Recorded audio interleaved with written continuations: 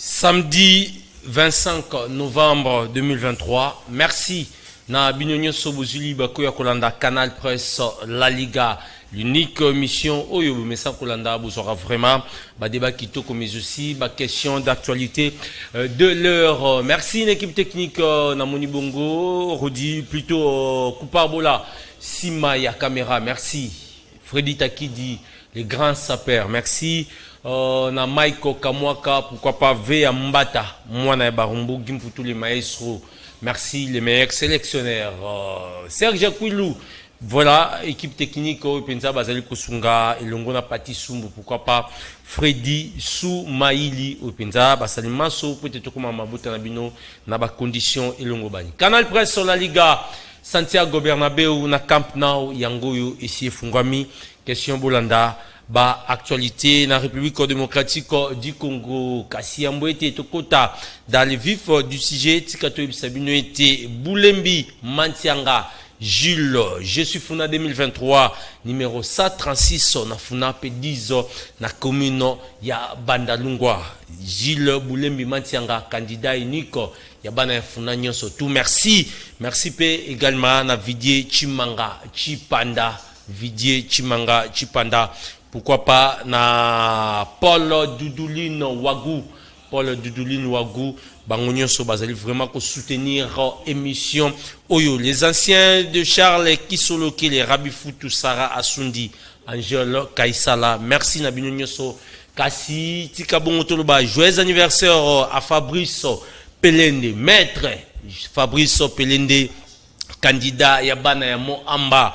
Numéro 688, Fabrice Pelende, joyeux anniversaire, on a eu, voilà, ba photo, yangwana gimputu azali côté la biso Fabrice Pelende, yewana mkula lule zali bongo mbutame la monaye, wapi équipe Mobimba, ya Canal Presse, bazali vraiment kotumbe la ye, joyeux anniversaire, maître Fabrice Pelende, numéro 688, yabana mo amba, moto oyo, ayoki la mingi papa ya politique on a été tangi kombo Jean-Pierre Bemba Gombo maître Fabrice Pelende joyeux anniversaire également na madame Laetitia Mamunga depuis Londres de la part ya Vea Mbata Laetitia Mamunga joyeux anniversaire on a yo depuis Londres tala équipe Mobimba Canal Presse zali bon ko tombela yo mokolo elamu makambo ya bien ezala likolo na yo Laetitia Mamunga depuis Londres tikato ebisabino ete to changer registre docteur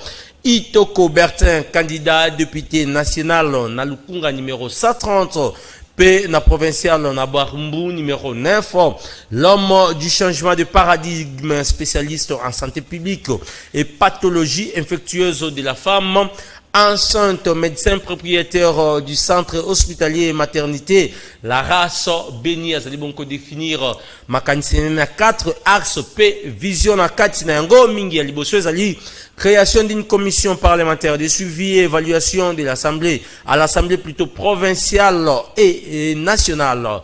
Deuxième axe, Zalibongo Mingi, ou Etalibongo santé assurée, le suivi de la mise en œuvre de la couverture santé universelle, l'utilisation de méthodes contraceptives, de la lutte contre les décès maternels et périnatales. Troisième axe, Vision Zalibongo, protection de l'environnement wapi azali mingi kukanisa kosala ba assainissement ya ville province ya Kinshasa ba morgue pe ba hôpitaux. Quatrième axe ezali bongo sécurité mingi etali suivi de décaissement de fonds alloués à la police nationale congolaise et aux FARDC services de sécurité équipement matériel roulant, motivation, sécurité sociale, la formation professionnelle continue de l'entrepreneuriat. Voilà, wana izali bongo candidat ya bana ya Lukunga docteur Bertin Itoko to rappelé numéro na izali bongo 130 P na Barumbu numéro 9 kasi nazali ko inviter bino total na bino longo candidat Deli Sesanga, candidat président de la République qui na 2 semaines du côté à Kikwito wapi akendeki bongo pour rappeler les électeurs na ye importance ya vote utile mingi ba voter pambate azali na makanisi ya mbongo wana pour la République démocratique du Congo. Gimpu tous les maestros en image tout à la bonne tourson juste après.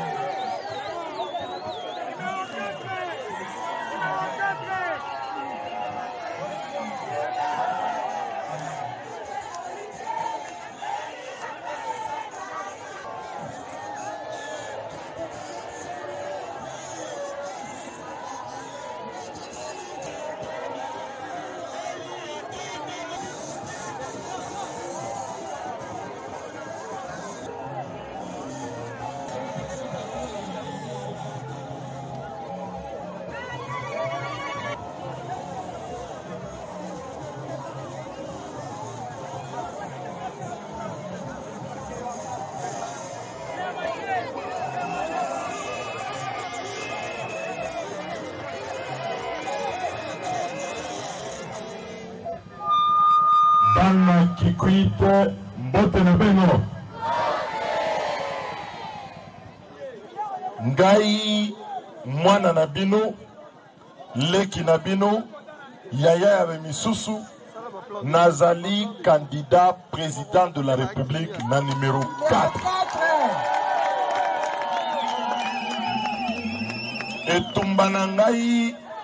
etumbana ngai ezali na biteni mitano ete na liboso bolandaka ngai nalingi kozongisa kimia na kati ya Kongo.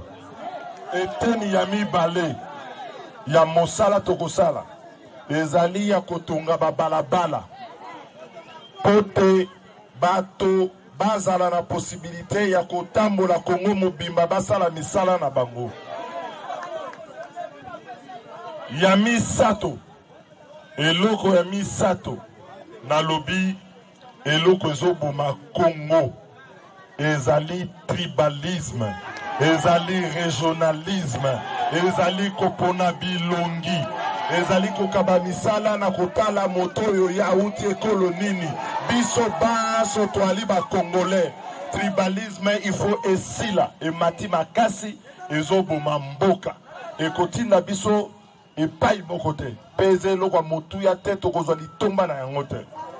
Eloko ya mine tozobundela na kati na mboka na biso ezali kokitisa oto bengi na lopoto réduire le train de vie de l'État, c'est-à-dire kokitisa mosolo oyo l'État a ko dépenser pona ba député mibembo ya président kofuta ba conseiller kofuta ba spéciaux eteni ya mine ya mosala oyo tozali na yango ezali kozongisa misala pona bilenge ya solo.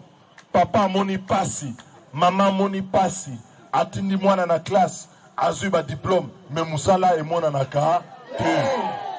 Soki pe ozwi musala salaire emona naka te. Tokoki kofanda na mboka te oyo bilenge ba jeune ya biso tokoki kopesa bango musala te. Tokoma kotala bango kaka kasi bakoma bakoluna te, kasi bakoma bakoluna te mobulu boy bilenge wana esengeli tolukela bango misala.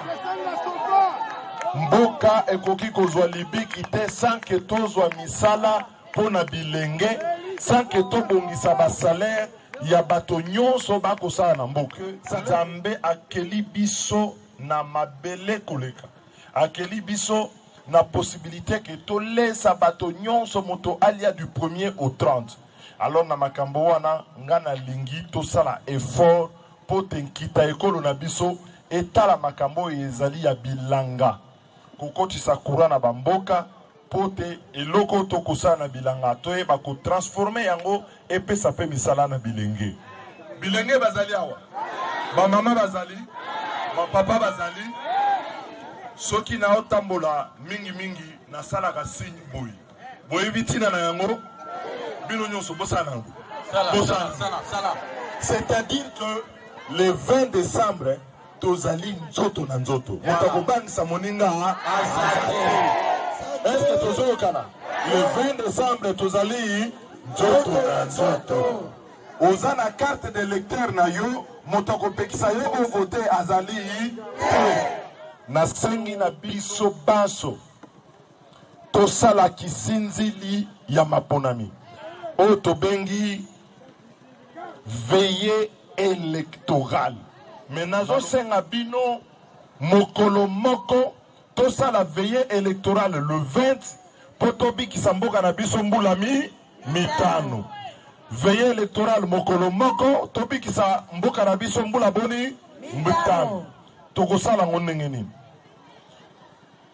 toza na place ya maponami soki tosilisi kopona biso tokozela resultat ya seni te bozola nanga malamu biso tokozela resultat ya bureau moko na moko nde tokolanda est-ce que bozolanda tozozela resultat ya bureau moko na moko tokozwa baresultat nyonso ya babureau de vote mpe tosangisi yango biso moko mokolo wana kaka tokosilisa maponami mbano oyo tokozwa resultat oyo tokozwa nde tokotosa nde tokotelemela tokokende mpe na cour constitutionnelle na bango te tokende koyebisa bango bapesa biso resultat biso tokotelemela obe resultat ya bureau de vote par bureau de vote boza na numero na bino numero na bino numero en tout cas merci mingi ne bolandi biso et tokokontinue tout à l'heure na conférence na bakadre oyo balingi mpo na mituna na échange na bino nasepeli mingi ndenge botikali ntina lero merci mingi Sosomboka le numéro 4.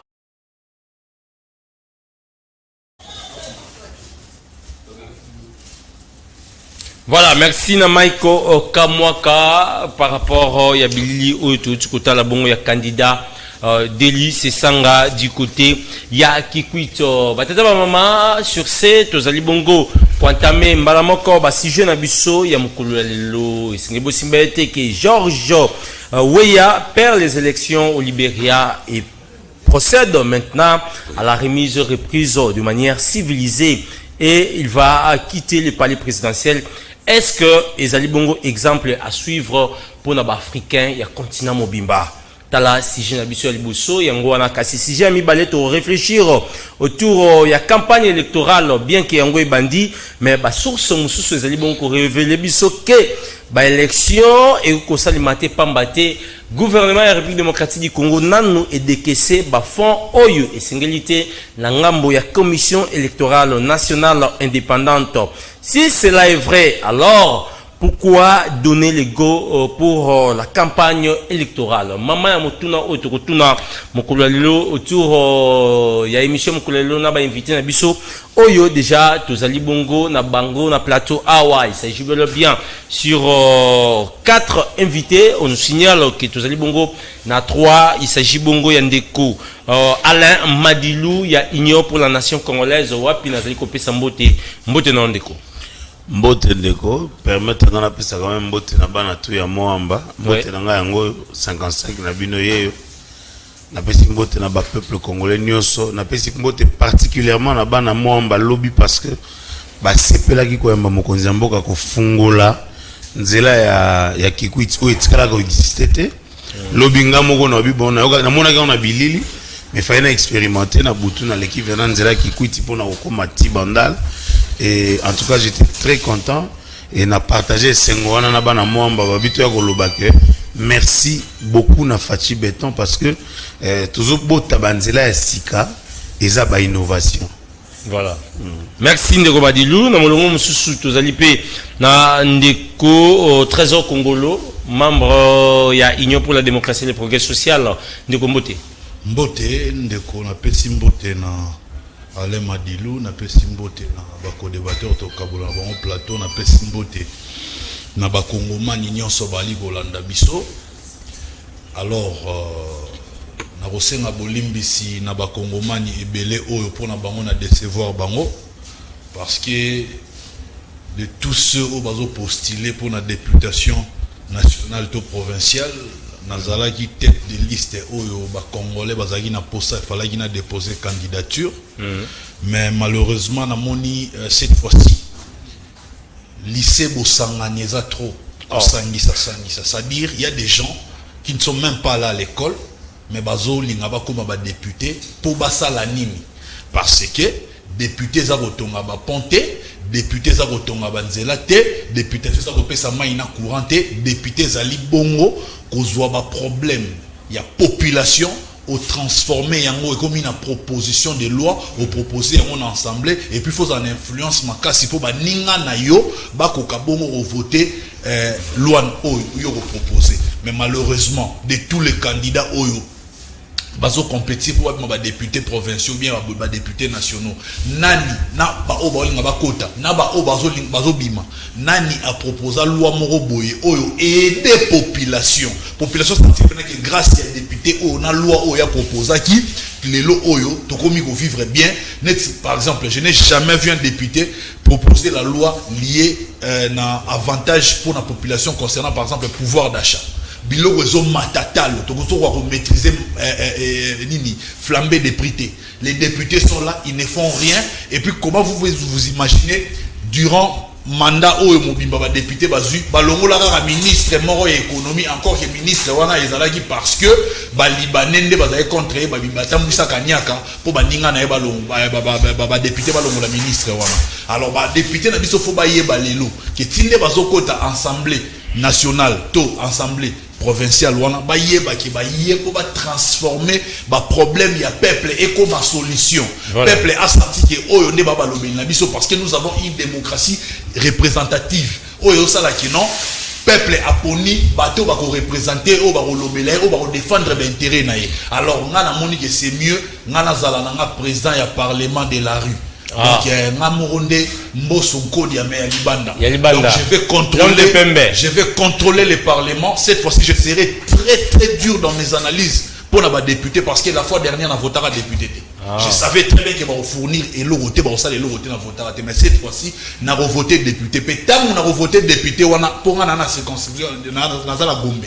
On a voté voilà on a voté na c'est que na voté qui mais ça là kama seki na assemblée j'espère bakofongola maloko bakanga idona lingi pena ba député basa musana bango correctement. Merci, je crois que tous appela nande ko mususu za bon candidat Lukunga Danu Kifula Mbote l'électeur on a déjà reçu ko loba Mbote na ndeko Mbote ndeko mopanzi sango Mbote na ba kongomani bazo bisika bazali kolanda biso Mbote na bandeko to ko partager na ba makanisi kande na la lobana bito ko mesana tout ça ko mesana na régime bandeko mibale régime ngo ya baraté ya munyokoli ya ba raison ya ba bonne année ya bisengo na bisengo ndiko na ngai tikanga na yebisa bandeko yeke nazalaki na kikwiti nazako yebisa bango population bayeba ke bandeko oyo a part Mbote ko bimala mnoko bango za ilokuta je l'ai dit à la télé je comprends ce qui n'a ko sabizo nazanga une émission alobike na kenge na kikwiti régime na bango basali ko batako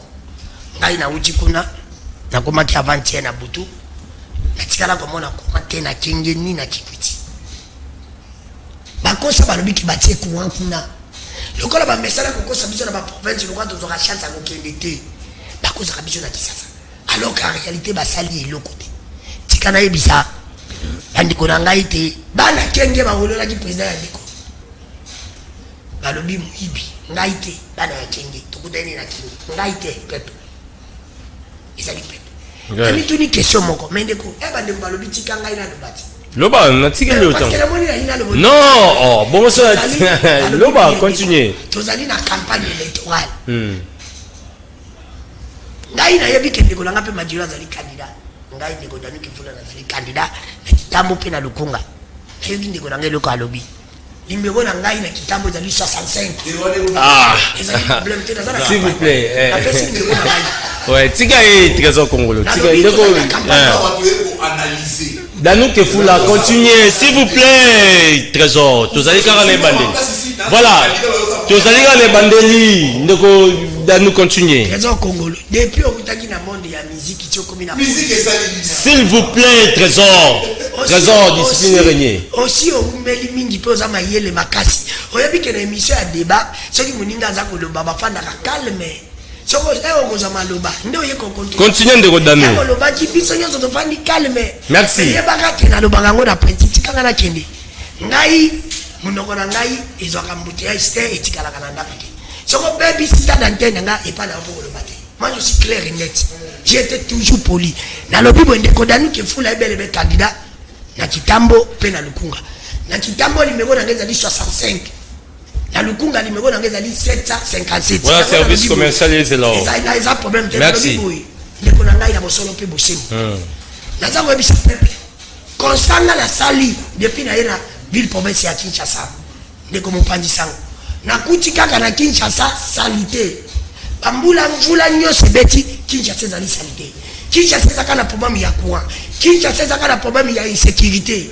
Peli susu na moni ba miyibi nyonso ya régime oyo. So tali ba tiba pano minene na TV. Ho ba tiba tele longande kotilombo. Ho ba tiba na zo bisa peuple congolais. Musala ya député ezali kokoma papa socialité. Musala député, ils ont connu la bino maman, baba sama pate. Musala député, ils ont connu la bino poloté. Musala député, ils ont confondu la banzelate. Musala député, ils ont compris ça câble à courant. Musala député, ils ont pour composer la loi, tant qu'on contrôle. Yango, ngai na sengi, ngai na sengi. Nabi na canal presse. La sengi n'est pas contradictoire. Na candidat nyonso azali député na Kitambo.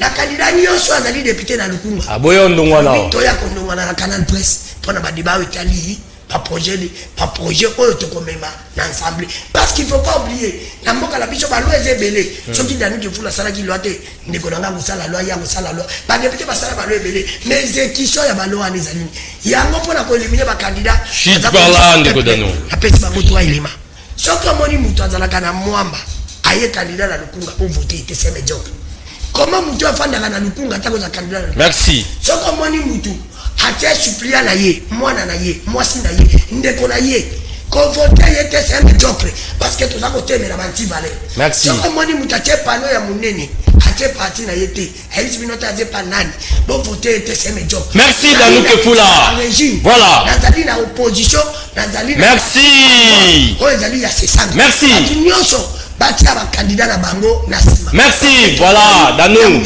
merci to entamé thématique ya mokolo lelo George Weah a outi bon ko perdre l'élection du côté de Libéria sikawa bazali ko sala remise reprise est-ce que to koloba ezali bongo exemple pona Africa mobimba continent biso baindo voilà motuna ya liboso et pas ndeko Madilu maintenant c'est Joseph Boakai oyo a outi bongo ko zwa ebonga ya kibokonzi na Libéria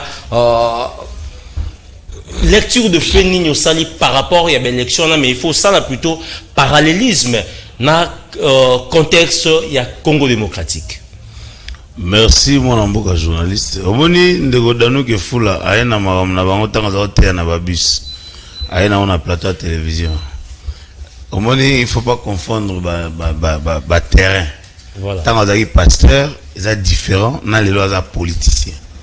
Faut pas amener des mensonges pour mon la télévision na téléphone batindelio image moko bon na on a TV na confirmé en tout cas ngana na kenge ou nyo so lobi on a balayant du revers de la main eza lokuta mais na kosenga e azongi sa habitude ya kalate azana ba habitude actuelle ya politique c'est très important merci c'est-à-dire au moni lelo yo biso to beta sur la démocratie na mboka et to komi ko palper démocratie il faut le dire que lelo na mboka na biso to na candidat mo mundele oyo à l'époque ba permetaka ya goûter na élection te alors tala eza na image mo mona ata l'élection na musika candidat mundele mais siko lelo président Félix Antoine Tshisekedi a permettre que Batunyo soba compétir même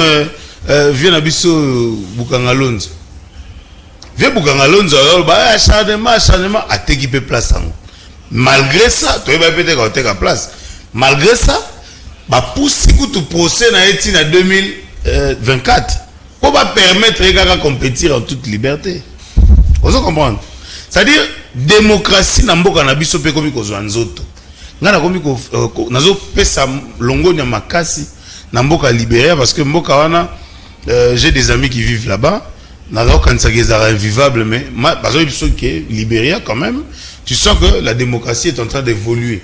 Il faut que la bango maboko et ndenge moko ko bete la République démocratique du Congo maboko parce que lelo mutuno sazo compétir na ndenge na ye. Au mona na toute la image kurutu na ngai c'est ça nga outina azana Kikwiti bandu je pense Kikwiti ça dit il circule librement. Candidat mundele na mona ki pa tamboli na Kisangani Kindu mutazo empêcher muta asala musala na ye asa campagne na yazate.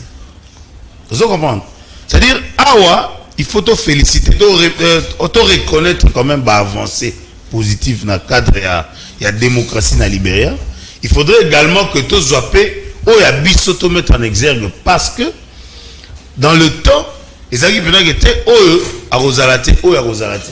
Mais awa ils ont champ libre que le meilleur gagne. Et puis deux hommes en terrain, au sentir que tant que bato bazo kota na terrain, ou ya sali waze konae, ou pour monique ya sali plein. Donc ça comparativement na sens ya démocratie du côté de Libéria. Mais oui parce que na vu candidat Mundele na 2018 même bien avant, c'est-à-dire tant que batimbela ki ma mnayo ve tambo se contredisant gars. Ba bite yo ozalate. Mais tant que Félix Antoine Tshisekedi habité malgré tout asa quand même na ba congolais au balandaka na sima. Bazana besoin ba mona epé na terrain. Parce qu'il faut peut-être boma mix moko boy. Que no ba banga mutu, ba pesa mutu na possibilité d'être habité to tikaye. Et puis mitu ane go kufa na 2024 et puis on avance. Donc biso tous exemples là, o tozo démocratie zo corps lelo. Il faut te remercier, te féliciter Libéria parce que bango lelo pe basali yango biso et puis tout ça là on a 2018. Ça dit tout ça exemple ba pays liboso tout ça là alternative ba les bétate moboule salamate ti lelo to organiser ba élection lisusu et puis on avance. Merci Madilou. Voilà, Danouke Foula. Est-ce que hypothèse selon laquelle l'Afrique ba président sortant ceux qui vont organiser l'élection pour la rater ipso facto il faut Kaka a gagné hypothèse on photo longola yango par rapport il y a des faits il y a Ouya du côté à Libéria Oyo Andimi sportivement que Bouakaï a gagné qui merci ndeko nangai mopandisa tikana yebisa bandeko nangai nyo sacré kebino à part mbote bozala kana lukuta ndiko Madilo akosi na plateau alobi ndeko Danouke Foula bandaya côté ya ye musani kaka biosha ndiko Danouke Foula n'a jamais été pasteur mais akosi alobi ke bango bazala na kikite kali nazalaki na kingi ava bango na uti na candidat Denis Sanga nazalaki na ndiko nanga Grammy Keneric bazokende ka compagnie comme ba journaliste c'est là où j'ai vu image zo banangai ezande batibiri à moi j'étais là tous les gars na ba côté biso to komi na kingi ava bango basal biso to sali meeting to tikali bango bakei ya iko sala na sima après to biso to longwe ya tikali ngai te pepe mukolo balia ga ligoro te zali mukolo makwanzi bi makape régime bazana lokuta yango nazo ebisa bango nazo senga na konjo ya déjà pardon qui fait biso problème ya insécurité bosoto na Kinshasa guerre na est bempeyema lobi kutukande na komi bende ko batwa bizi ndiko Danouke Foula lobela biso bande ko langa basala na gadina jawa bazana problème bazo futa bango te bande ko langa basala ke pa balibanais na pa baenje basoda balobi ndiko Danouke Foula lobela biso to koma na bagada ba major mais tous ka salaire à capitaine. Voilà, répondez à la question, répondez à la question. Ndiko nangai salaire na bango na ko répondre ndeka ngo dada so pesinga 7 minutes na no 1 minute répondre passe. Merci. Vous allez passer dans le régime au Bapésiso. Ce qui me continue au Bazongi président, c'est pour dire que a triché. Candidat Nyoso, Oyo na élection Oyo, a conquis combattre les cotilons. Sauf candidat a conquis qu'on soit comme on a une de Antoine Tshisekedi Tshilombo. Parce qu'il a un bilan largement négatif. Répondez à la question dans nos thématiques. Asali malamuté. Asali masali. Ce qui n'a pas asali te dans muté babé. Asali masali malamuté. Merci. Voilà, répondez à la question à Bissou. Yena Kabila, basala kindenge moko. Mamuke, biso tolingaki ndeko Tshilombo aya pape sa biso changement. Mo komisa ki président la mo changement. Loko yete to chama to mususu po ape sa biso changement. Danou, répondre à la question. Merci, voilà. Nazomina Mutuna, hypothèse selon laquelle le président sera organisé élection en Afrique, Yekaka Wanandi Mutanyara. Hypothèse ou un Longola Yango, par rapport, il y a des faits, il y a Ouya face, il y a Boakaï du côté de Libéria. Merci, Ndekonanga ici. Ce sont des choses à encourager. Il faut que la malam, dans la barabosolo, puis Bosimbo. Mais Nayoki Ndekonanga m'a dit là, l'obike, et c'est Salama na Congo. Ndeko m'a dit louté. Na Congo n'a mis Salamate. Parce que na Congo, Ndeko Kabila, azalaka candidaté pour appel de l'élection. Et zalaki né. Dauphin ya Kabila ne appel de l'élection. Na Congo ko sala mandem na 2024 elle ne continue pas conzoiter parce qu'elle ne continue pas za candidat. George Weah pas za candidat. Voilà. Si comme Kabila zalaka candidaté, Kabila zalaka Dauphin na yi. Yango na ko bisa ndeko na madiluke na me sala mate na Congo. Na Congo de ko sala na janvier. Pour de continue pas za candidat era ko perdre ne salama. Yango na lobanga na lobi boye. Ndeko Chilombo azali premier président na Congo oya kozala candidat pour échouer ndeye parce que tout ça comme on a bilan ezalaki ezali na Kinshasa te kosala banzela ndambu te tambola na ma province au monde balobaka 745 territoire na uti na province ya Kwango kulu eza na mona ngote ya uti na bisarati amona ngona mokani. C'est pour te dire que Bango a pas le locuta. Par là. Non, on a pas si pétant d'antenne et au lobby Marambébélé au Ramasaki Oya Lobaki. Nous encourageons la démocratie. Dans le Salemina à Libéria. Et ça ne m'appelle la boucle à la biso. Il y a un à la biso de l'Ingibo. L'élection, il y a Malamu. Qu'organiser l'élection à Malamu, ils allaient te candidater au Kendena, ils ne voter. Mais ils allaient faire au processus électoral Oyo. Et les Karamalab, tout ça, comme on a le lot, tout même candidat. Dans le comité, l'État n'a pas azali absa. Comme on a ministre intérêt, il y a mon candidat. Ce qui va dire, on a place, mon balou, pesa kolo mabelembo. So pesa bakati be fichi non. Ba ko kato be fichi ba tumtu. Ba ko pekisa ba tumtu. Ba ça la campagne na mona bosolo. Alors que biso to le bique élection est à la libre pourquoi? Parce que baloba ki boyi. Ne continue le meta candidat. A ko ki utiliser sur ba moyen à l'état té. Mais ne continue pas utiliser ba moura. Ne continue à me faire 25 policiers ne bâtiments sur Bazouati. Parce que pour le moment, Azali candidat. Mais dans tout ce temps, comment on a voté?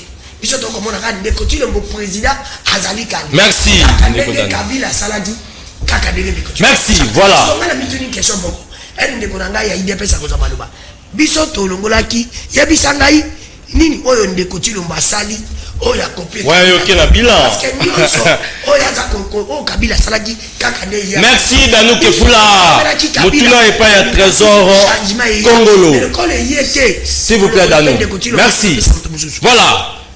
Ndeko trésor Congolo. Prenons le cas, il y a la République démocratique du Congo. Tout ça, parallélisme par rapport à Oyesalemi du côté à Libéria. Prenons le cas, il y a Mbo Cannabis au Congo démocratique. Est-il possible, ceux qui ne Tshisekedi les a battus dans l'élection yo Atika Bokondi palais présidentiel paisiblement. Et ça scénario oyo et ça na wa envisager même. Et ça scénario oyo na ocha mabolongo na chaque jour j'ai pris mon Dieu pour que a éclairer vision ya ba congolais va comprendre que si nous perdons Félix Antoine Tshisekedi Tshilombo, Congo est comme a perdu. Aujourd'hui, dans la réalité, on a des tendances. Tendance à Félix Tshisekedi, une tendance à Moïse. On va enterrer vite Martin Fayou. Moi, à la place de Moïse, je mettrais Martin Fayou. Pourquoi? Parce que Martin Fayou était sorti deuxième à l'élection présidentielle. Il y a 2018. Ce qui revient à dire qu'il y a un ancrage collègue Moïse Katumbi, qui du reste a un leader et la province. On va dépendre de Katanga. Encore que au Katanga, il y a beaucoup de Kassaïens. Vous convenir, Nanga? Donc, qui représente à peu près 48% de la population katangaise. Il faut que nous ayons des statistiques. On est à ce niveau, on a niveau. Donc, d'abord, avant de répondre à la question, na ligi, candidat tout bas na plateau, parce qu'aujourd'hui, je suis le seul qui n'est pas candidat. Candidat. Mais il faut sensibiliser batu oyo ba mona ba carte na bango et komi boyi bokende na lombango kozwa ba duplicata na bino ndenga na zwaki. Je ne suis même pas candidat, mais naza soucieux ya élection on a lingi vraiment que ba élection ezala tokende biso nyonso ko voter. Awa eza carte ya kala oyo bebaki oyo eza so carte ya sika oyo na uti kozwa duplicata pona kolakisa ke naza na posta maponomi ezala. Contrairement à bandeko ba osala même pas promotion ya makambo oyo po ba oyeba teke ba carte belé bebaki faut ba sensibiliser ba tuba kende kozwa ba duplicata voilà pour l'élection. Merci état nationaliste tondi bien. Alors que fou là question on a tout non peut-être on répondre après na zuango na YouTube ndeko moka tout nyo lobby que fou là oloba na batu peut-être mokenda na kikwito kuti courant tanda mbote courant ezalaki to ezate pona banzela okosi alinya yo kasoko okosa pe pona courant donc pona loba ke Congo outi quelque part malé meto mema yango et bonga.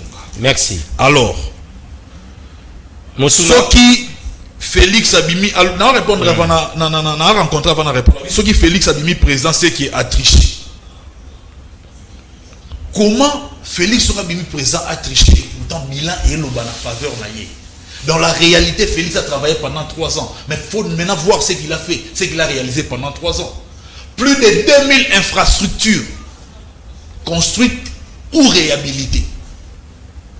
Nous avons aujourd'hui la gratuité de l'enseignement primaire qui était constitutionnelle, mais qui n'a jamais été appliquée.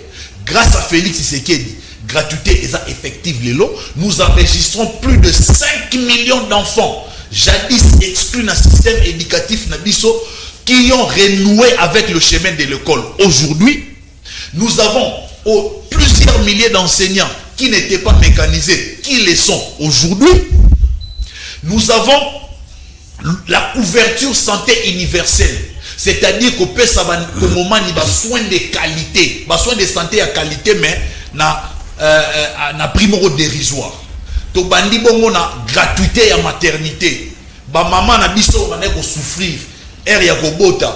Baso bota na pasi parce que ba moyens zate puis pendant 1 mois pour ba la nourrisson moyen ko landela za été dans l'hôpital pour ba moyen te mokonza mboka a pensé a komisa kobota au félé.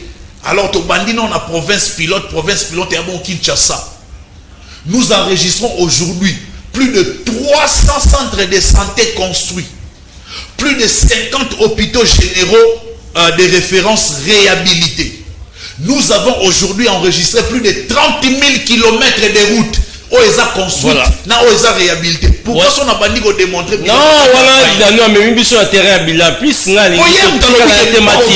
voter Félix a triché, on a Nathalie. Raison congolaise sur la thématique. Prenons le cas de la République démocratique du Congo. Ceux qui Tshisekedi a perdu de l'élection. Thématique, non, répondre. La Libérie a tika beaucoup. En une minute, doit répondre à thématique. On a chité malgré la nécessité. Aujourd'hui, nous avons la toute nouvelle loi de programmation militaire. Oyo et Salike. Notre armée a bénéficié d'un budget à près d'1 milliard de dollars. Où ils ont alloué pour son équipement. Encore que la diplomatie, nous avons gagné au fait aujourd'hui combat où ils ont lié la notification à chat d'armes. Ceux qui ont armes, il faut notifier quel type d'armes tu sombi, tu longi yango, tu qui sont armes sans pourtant notifier. Merci. Félix a travaillé tellement fort. On a rappelé que le budget de 4 milliards à 16 milliards. Merci. Pour nous répondre à la question. Réalité à Libéria, et ça réalité à Libéria. Congo, et ça la réalité nango. Aujourd'hui, vous pensez vraiment que les deux challengers ont lutté contre Tshisekedi Pobabima, président Esabongo Moïse Katumbi. Je vous prends quelqu'un comme Moïse Katumbi, des pères israéliens. Sa femme burundaise. Il y aura aussi Congolais, Moutouabongo, comme président Namboka. Papa Nayaza israélien, il y a Moïse papa na Israël, il vit juif. Moi si Naye, moi si Yaye, Moïse, burundaise. Donc, tous les gens qui ont été pas Martin Fayoulou aujourd'hui, le fait déjà à boycotter, qui a salé le roi pour boycotter le processus électoral. Après, à Ekozonga, Et c'est-à-dire que bateau on va croire na yeba on est le roi moi commandant du peuple moi à perdre titre on est commandant du peuple bateau ba na confiance na été mais par rapport à Moïse il a de l'ancrage. Mais Kobundana Félix bazana poité Félix a na réalisation et puis Félix a perdre été. Félix a perdre été on a bien ça scénario mon ngou na ko envisager côté donc c'est impossible.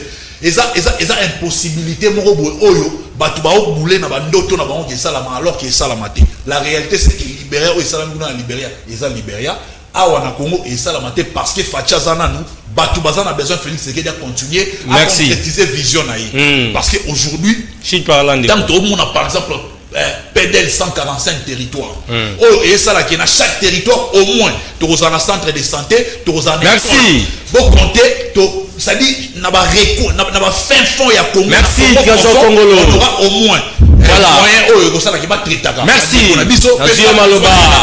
École merci. Parce que voilà. Félix Tshisekedi il investit dans l'homme. Merci. Il voilà. met l'homme au centre Focus pour que les mena bien que en retard mais de combote déjà sujet la biso ezali par rapport ya maenyo sur qui na Libéria to moni weya andimi défaite na présidentielle face ya Joseph Boakai. Est-ce que tu kolobake défaite ya weya ba africain bazana na destin na bango na maboko? Merci beaucoup na sengi excuse pour na mwangonga mukena jeu à cause de l'embouteillage. Mais na profiter l'occasion au pesa bino nyoso côté et équipe technique balandi bisika bazwami bana kiseso bozelanga naza koya autour de 14h 15h na consolider bino to sulula to talande nini to koki ko bomisa mapona bomi mangai na ba institution nazali candidat na bino valable d'excellence et de qualité. Vous le savez, mon numéro c'est 725. Donc mon bas doit tomber en ma faveur. Mais na pona repesa bien na motuna no rapidement na nature ya élection de pour.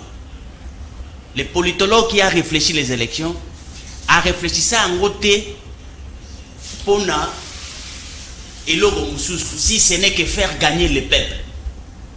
Les élections sont organisées bokanga bien. Les élections sont organisées pour que le peuple gagne. Celui qui va perdre, on s'en fout.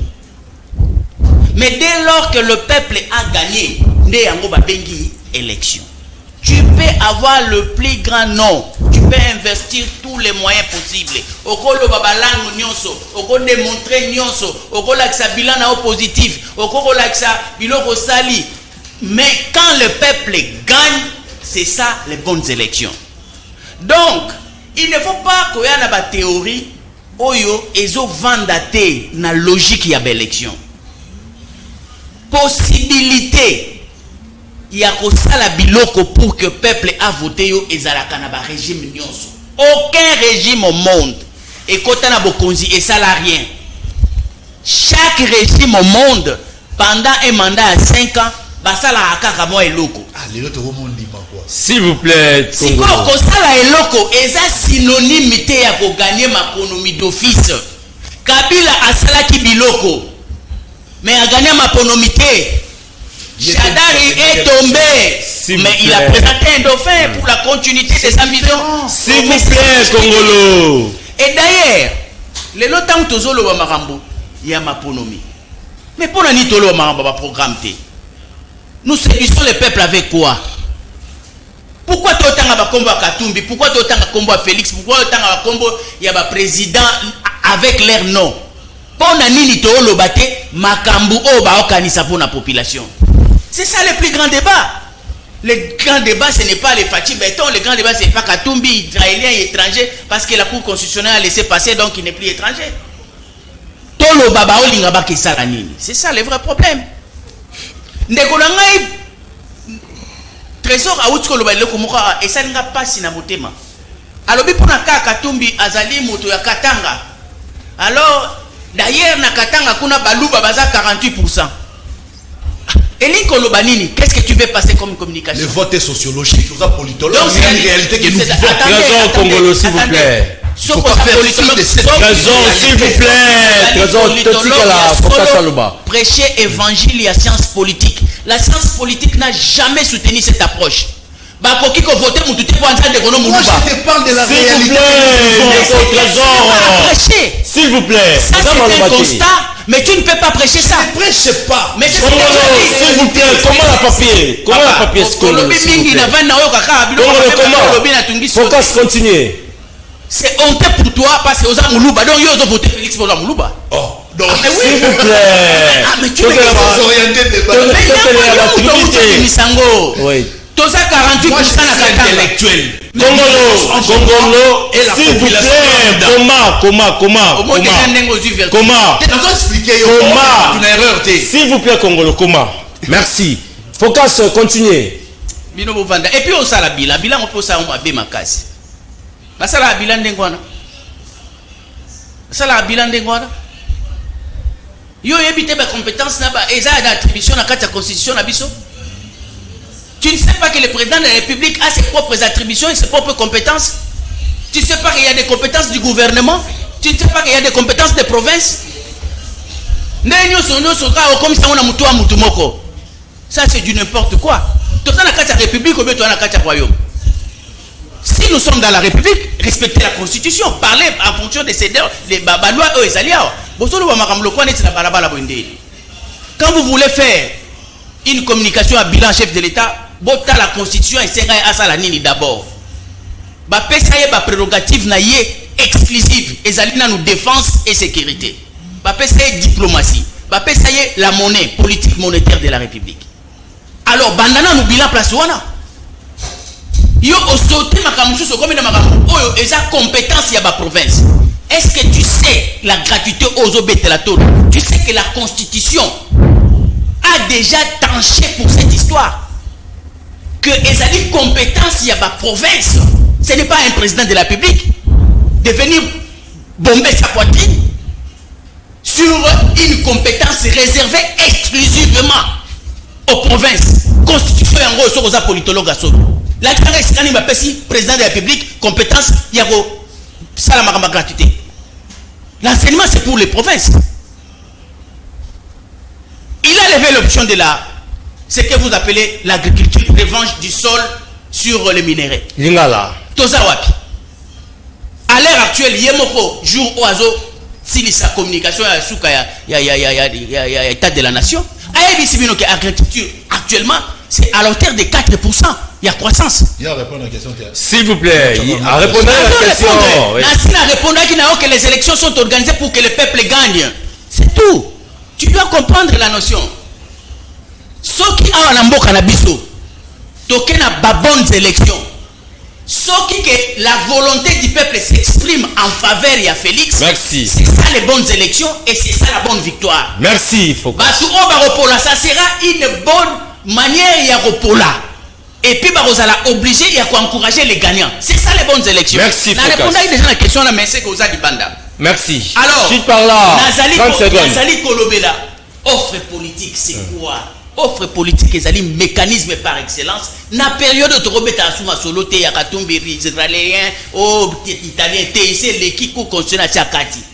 Awa, il faut te faire un plateau, Toloba, idée Nabino pour la gouvernance. Merci Ndekonangaï. Voilà, tous les thématiques, Yami Balé, malgré début à campagne électorale, d'autres sources, Zalibon Talissa, que l'élection est que ça les maté parce que le gouvernement ils allaient décaisser jusque là t'es moyen oyo singela qui la commission électorale nationale indépendante ceux qui ont ils allaient bongo bosolo pour na nini ko pesa bana ya mboka to pe ko pesa go na campagne électorale na bandé pendant focus parce qu'il faut tout ce qui s'aboyer processus électoral il y a 2023 ils ont un dernier virage nango et kozala nini soki le gouvernement et pessima koki wana te na seni pour que ba organiser les banamboka ba bonnes élections na insister ba bonnes élections biso nécessairement pour les comptes de l'opposition de prouver la communauté nationale et internationale que quoi qu'il en soit nous voulons les élections.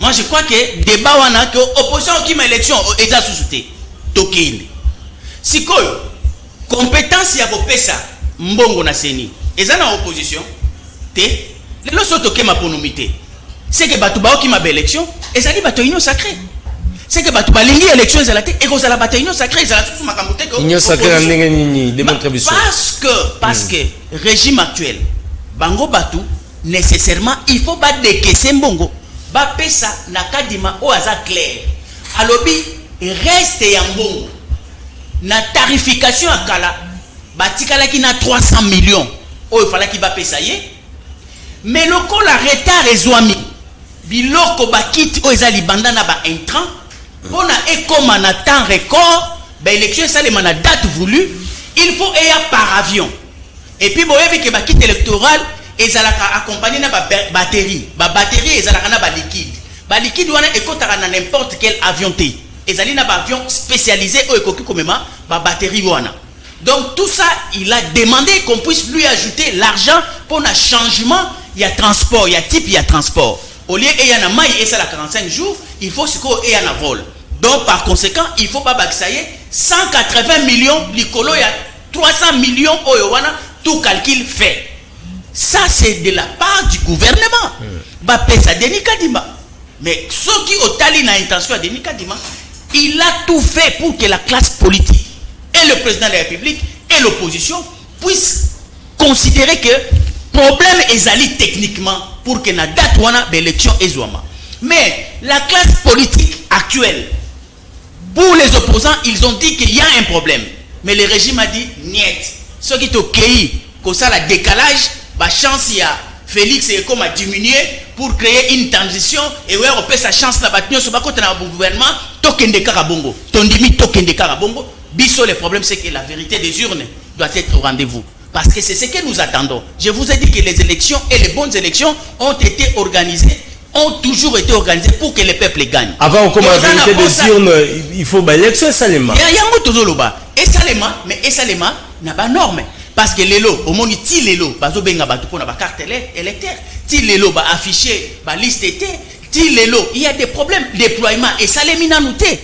Mais tala engouement, ils ont na carte capitale, mais batu bazana ba fin fond, ba ko benga biso. Mais biso awa ata ba kit nan to monité. L'élection ils ont maintenu to ezali déjà repoussé. Donc c'est-à-dire qu'il y a un problème, il faut techniquement pas résoudre en haut. Nous voulons les élections. Merci Focas. Voilà, alors Madilou.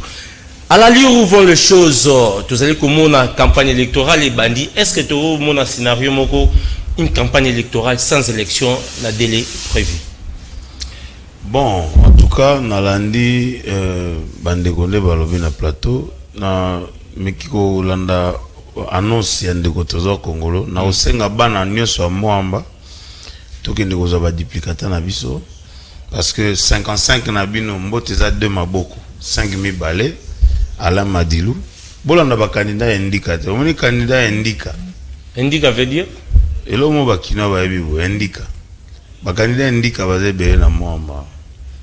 C'est-à-dire au moni lelo il faut comprendre que Seni azora mbongo kaka na gouvernement. Aza na droit ya ko nous aura partenaire, c'est-à-dire ba partenaire ba ko PCP mbongo.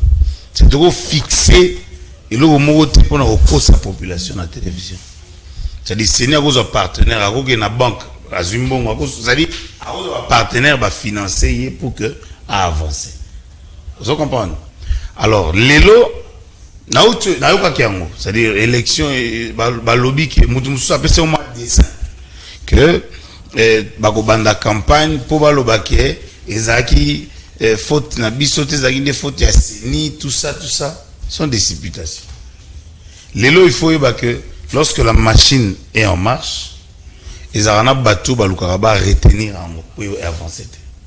Donc quand la campagne électorale, monsieur Kadima Tilelo a dit que le 20 décembre il y aura élection. Azamba moyen nécessaire. Voilà. Il dit que il y aura élection. Alors, tu dois analyser na ndenge na biso. Et ça liberté d'expression. Mais il faut peut-être se tenir na oyo mutazo diriger azoloba. Aussi longtemps que Seni azaka comme partenaire gouvernemental, à cause de un partenaire mususu et yemoko mutazo diriger Seni que le 20 décembre, il y aura bel et bien les élections. Il faut tout ça avec confiance. Parce que surtout comme ko démotivation parce que en fait astuce soit les obima pour démotiver bateau. bakende kosala la campagne électorale te ba convaincre ba électeur te pour que ba voter opposition soit bino bon neti ngai bato na yoka ki eza bato baza na kati maponomi te c'est-à-dire moni bato classe politique o baloba ke to kokota na maponomi te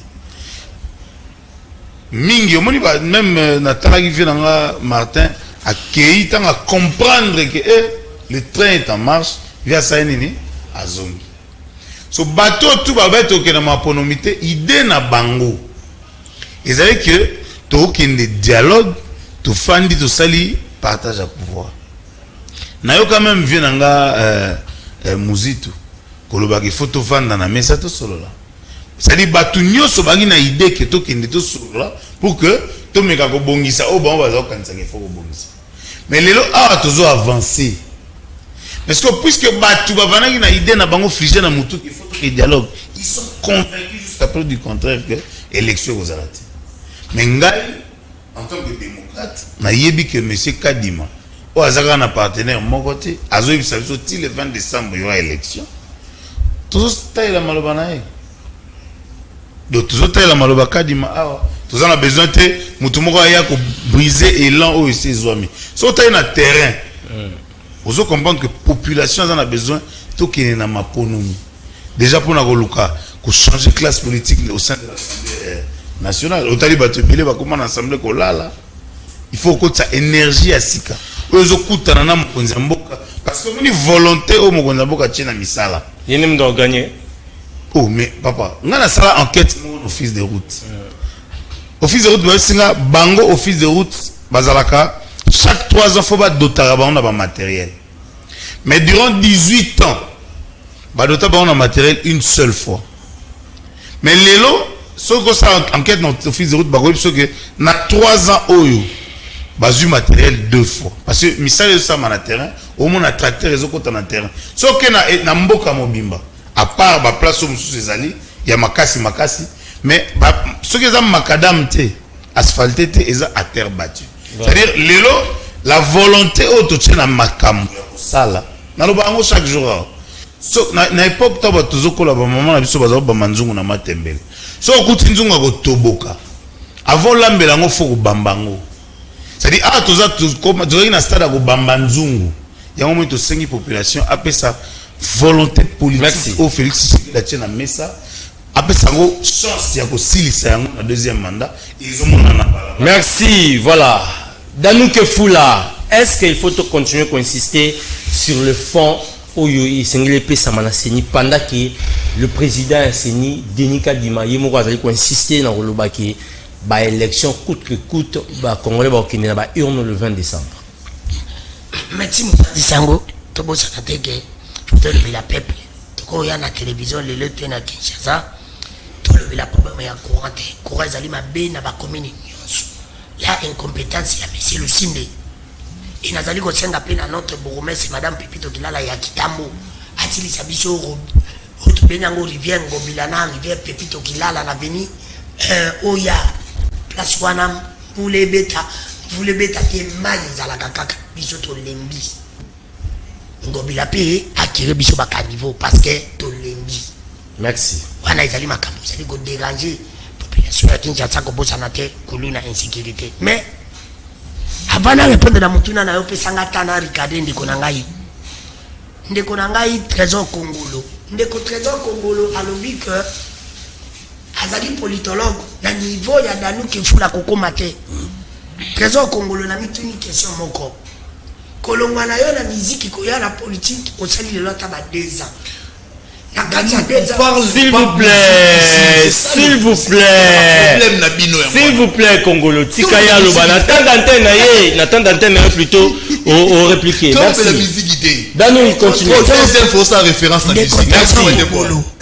Danou qui fout la monogona, ils ont camboutillage esthétique à la Canada côté. Dans le biboui. Kolongana, la musique qui connaît la mode politique. Au sali déjà tabac 2 ans. C'est pour te dire qu'on maîtrise. La carte il y a 2 ans de côté le masali ba nomination belé. Si toi tu es intelligent, ponga la zana ganzoba. Oko yebisanga l'intelligence c'est quoi? Intelligence c'est lingi ko banini. Alors, ceux qui osent mayele 2 ans osali na pouvoir ngana za ngana pouvoir te. Pourquoi Ndeko Tshilombo n'était non pas en tant qu'un homme intelligent pour faire sa solution à ma problème?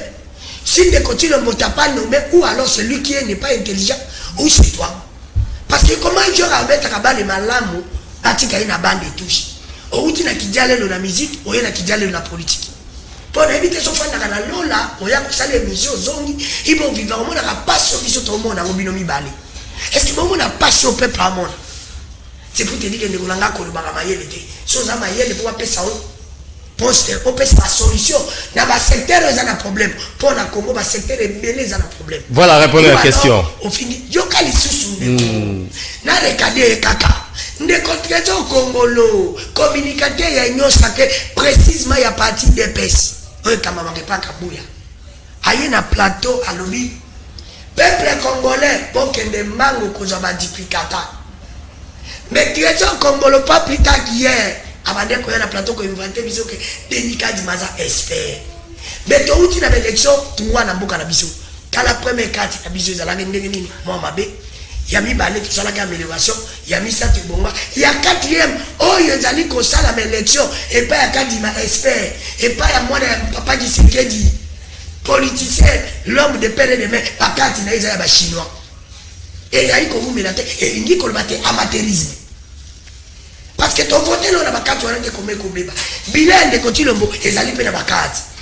C'est pour te dire que les créateurs congolais, ils disent que bango, basali biso amateurisme, la nuance. Voilà, répondez à la question. Merci, Danou. Kadima n'est pas expert. Tika kobima boye 15 millions qu'on a yé. Bango, baya kaka boye. Bah, en fait, on a belé, on a bilan de Tshilombo. Oui, je te réponds. Pour la qui quitte exact. S'il vous plaît, Congolo, s'il vous plaît. Dans le bien, na mosolo pe bosé mon comme Mathieu za candidat. Akoko ça, akoko ça. Awuta ki pena veka, je crois na qui quitte na kenge. Elle ça na che pour ça. Ba pano na kenge o mbo santé ba benga ngo, ba pano ya mike. Tokena ba bila. Aibi c'est juste ba kamutali ba bila ba. Ndeko ngalo ba mosolo. Tozana kati candidat ba sala play. Tozana Katumbi. Tozana Sisanga, tozana Ndeko Tshilombo, tozana kona mafa leader. Comment il a été son boy frère salam qui ça Ndeko, ouais. Voilà nyoso ramassez kaka. Juste leur répondre à la question. S'il vous plaît Ndeko Congolo, ne dérangez pas. Il a auto monde ba télé, comme chose à quitté. S'il vous plaît Congolo, s'il vous plaît. Ba candidat ba za ba yele. Tozana musique, tozana Sisanga, tozana s'il vous plaît. Tout le monde a débat à popularité. Tout le monde a débat à tous les candidats à la télé. Pour nous, il faut fallu ou c'est ça ou musique. Les hommes intelligents. Merci. Merci. Voilà, répondre aussi à la question. Voilà, au recadré. Natuna, la retourne au Motuna. Pour 30 secondes. Madilu a lobby volonté politique. Madilu, tu as volonté, tu as une sanitolia. Mais volonté, mon agarmissage. Volonté à de pessimiste là. Zéro. Les collègues focus que tu as même à ma monnaie sécurité wala sabalaye et n'a pas tant que ricadangote. Donc quel isusu na mutu no tuningai. Na bosolo pe bosembo na koyebisa onde konangai. Il faut utchaka kadi ma pression azombongo wa. Biso to biba élection. Bango balobaki baza prêt. Omoni soso ni makanjiro na sima. Na 2016, na 2018. Babande ko lobani batape PD. Opposition a prêté dans l'élection, opposition a prêté. Voilà, mon tantaki dans l'opposition, ne continue le caméra, Jean-Pierre même, va falloir bataki prêter. Les lots, bango ba jinze mwana. Na Congo linda kolobani so comme la pouvoir, on comme prêt à l'élection. Opposition a prêté. So mon le bateau bataki ba mpiake, bati ba pana minene ba liti wa jimbo. Mbongo na biso ba libaki. Yango komisango ba pano. Pepe bolia ba mbongo na bango ba polo na bango, bo voter ba monter ba miibi. Ba nani ba miibi bango. Voilà, merci. Chute par là. On remet la 30 secondes. Lobby, n'a pas été libre élection. Bisous de lobby boui. Par le moment que les budget mati. Donc un budget mata. Budget on va se donner à mon angoté. Bisous peuple tout le monde angoté. Budget pas combien ça gagne niaou. Ouais mon na raté. Le col a budget on est mati. Baza budget on a. Pas sango kadima. Merci. Voilà. Merci.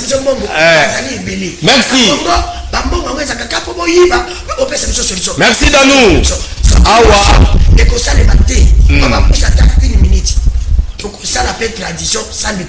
Merci. Dans 15 secondes, Non, Rachel de Amaloba.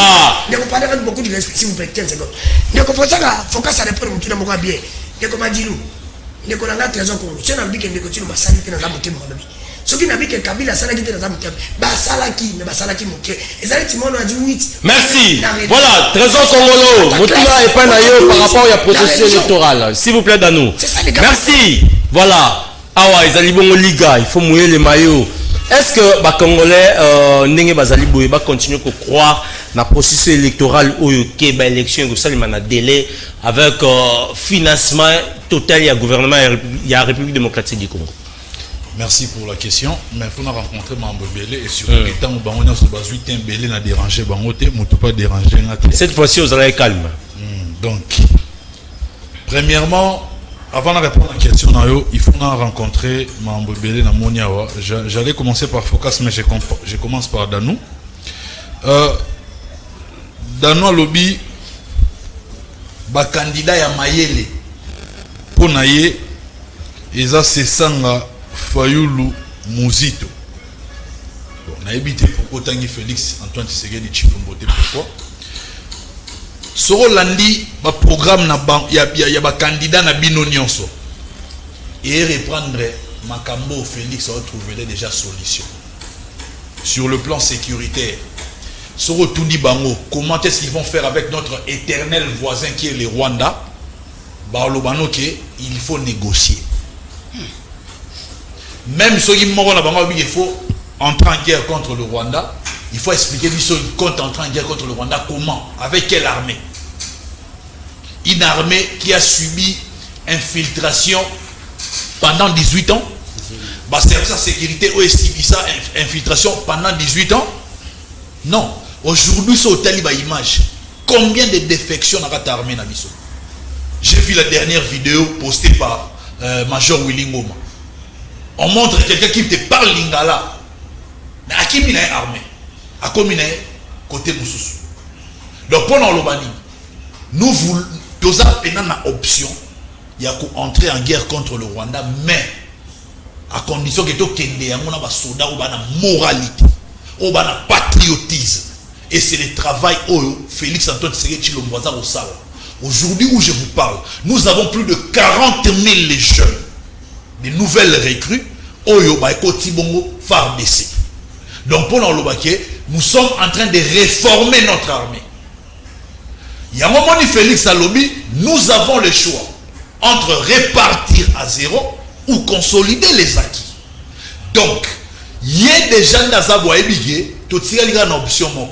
Tu fournis déjà Rwanda, le monde entier est confirmé que Rwanda est agresseur Nabiso.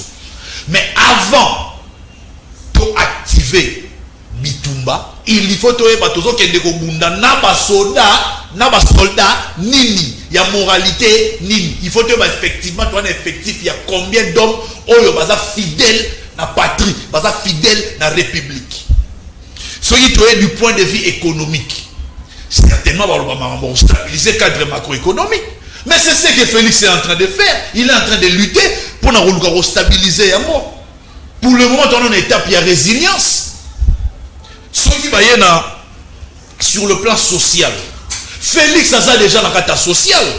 Quand on parle de la gratuité à maternité, et sa socialité. Quand on parle de la gratuité de l'enseignement primaire, et sa socialité. Tant que on parle de l'ongwe, nato ya 9%, to commune à 20%, il y a dessert, il y a électricité. Où on est en socialité. Nous sommes en train de travailler. N'importe quel candidat aura besoin du temps pour avoir sa résultat au Bakongoma du Bazo Zela. Denis c'est un magicien. Mouzito ce n'est pas un magicien. Fayoulou non plus n'est pas un magicien. Bazaka tout normal. On a besoin de temps pour concrétiser, matérialiser vision na bango. Encore que vision na bango, ils ont pas la narana. Oh Félix Orsava. Alors je réponds à Focus parce que Ngana Focus a beaucoup plus sur le plan intellectuel. Focus à lobby, on a mis une photo pour lobby la vision, projet. Aujourd'hui, la vision du chef de l'État est ça très bien définie. La vision du chef de l'État c'est définie par un Congo uni, un Congo sécurisé, un Congo prospère. Et ça a expliqué, bon, on a 6 engagements au chef de l'État a suivi. Les 6 engagements majeurs, nous avons plus rapidement, on répond à la question. Rapidement, Trésor. Nous avons la bilan télé. Le projet, si on répond, nous avons rencontré Focus. Merci, répondrai. Merci. Les 6 engagements majeurs, nous avons plus d'emplois pour le Congolais dans 5 ans. Donc, on a 6,4 millions d'emplois à pourvoir pour les Congolais. Le chef de l'État Azo Kanisa. Nous avons bien 6,4 millions d'emplois. Nous avons 6 millions de Congolais na chômage. À un moment donné, il faut que yeba. Nous avons plus de sécurité pour tous. Aujourd'hui, je vous ai parlé de la nouvelle loi pour des programmations militaires pour moderniser, pour équiper, pour réformer l'armée d'Abisso. Troisième engagement, plus de pouvoir d'achat. Il y a le chef de l'État, il faut diversifier l'économie. Il faut que l'économie dépendant d'un secteur minier. Il faut diversifier l'économie, c'est-à-dire le chef de l'État prévoit la revanche du sol sur le sous-sol. Il faut agriculture, relancer. Il faut tout ça ceux qui produire en interne. Et que tout le produit, tous les denrées alimentaires que nous consommons ici. Répondre à la question, s'il vous plaît, Focus. S'il vous plaît, répondre à la question. Répondre à la question. Répondre à la question, Trésor. Donc, pouvoir d'achat, ça, quand nous produisons en interne, nous aurons le pouvoir d'achat. Et puis, répondre à la question, merci. S'il vous plaît, merci. S'il vous plaît, Trésor, répondez d'abord à la question. Service de base, une économie plus diversifiée dans l'objectif et puis des services publics efficaces. Merci, Trésor. Voilà, répondez à la question en 30 secondes parce qu'on répondre. Alors, la tournée, il faut continuer à croire na dénica di mal na processus électoral atako mino rebelle ezali koloba yango ke mbongo ya malonga signé azuité répondre à temps mukuse. D'abord na répondre yo na kozwa maloba Focus na super maloba ya Alain Madilu. Focus expliquer yo ba inquiétude ya kadima eza lié na résumé eza lié na mbongo mbongo o ezali prévu te na budget initial et sengi siko faut ba kisela bango parce que il faut déployer kit électoraux par avion parce que tout ça sont tenté de Focus à lobby. Alain Madilu t'a expliqué que même si le gouvernement est prêt à financer Bangote, Bazan a droit à auprès des banques, Bazan va prêt pour financer l'élection tant le gouvernement et pour servir Bango. Merci. Voilà. Pour dire que les élections, Bazan va se préparer l'élection et qu'on allait les faire décembre. Focus, même question. Bandeko Otiko démontrant noir sur blanc que gouvernement attaque à Pessimbongote, mais Misolo Moussou ou tapé dans ba partenaire. Est-il possible dans temps autotique lango Misolo na ya pour que Seni a organisé ba bonnes élections? Ndeko, et puis c'est regrettable que Kabato va réfléchir avec légèreté dans makambo état de souveraineté d'un État. Au Moni Seni Azali une institution d'appui à la démocratie. Financièrement, il dépend du gouvernement. Il n'a pas d'autonomie financière.